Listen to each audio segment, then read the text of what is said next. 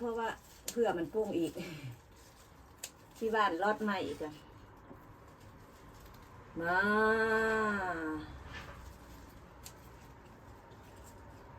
เห็นเขาเอาอีกระปูลงกระดินอยู่ภาพอุ้ยสะใจแม่น้องอันนี้ผักบัวเมตะกอนี่อู้ซ้ำสิกินนี่สะใจไม่กินอีเทา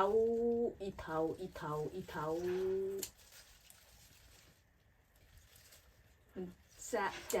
ไม่น้องสิปลูกใหม่นี่เสียไปพัดบ่ได้นั่งคอทานคืออัน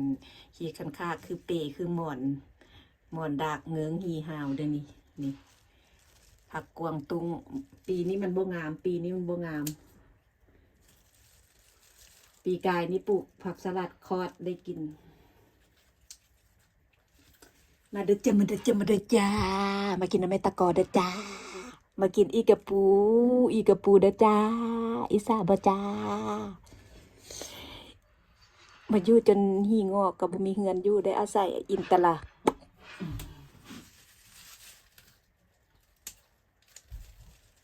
อุ้ยงามคักอ่อนนุ่มเ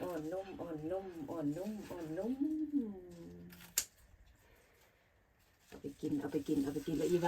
านใหม่เอาไปเด้อจ้าอีสาบ่จ้าได้กินปูแดงก็บ่มีปัญญาซื้อจ้าเป็นยังได้ละขยิง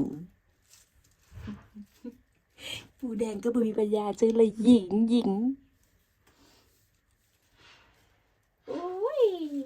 คักเอาไปล้างแล้วใส่ตู้เย็นไว้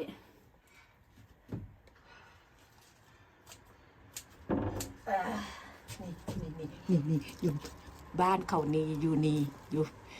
ดาวนี่เขาหากินเขาหาปลาขายมายุดดงปลาไซมอนบ่ได้กินปลาไซมอนว้า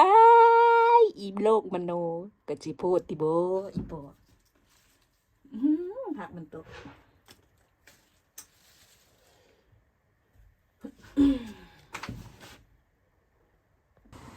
ปลูกกินเองสี่มือล้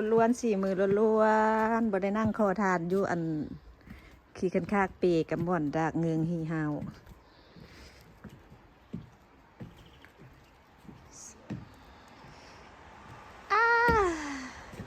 ได้เรื่องขอสี่มือเมตะกออันนี้กระแม่นบูโฮมประกาศส้มได้กินแล้วเด้อปลูกกินเองบ่ได้นั่งขอทานคือโอ้ยเต็ม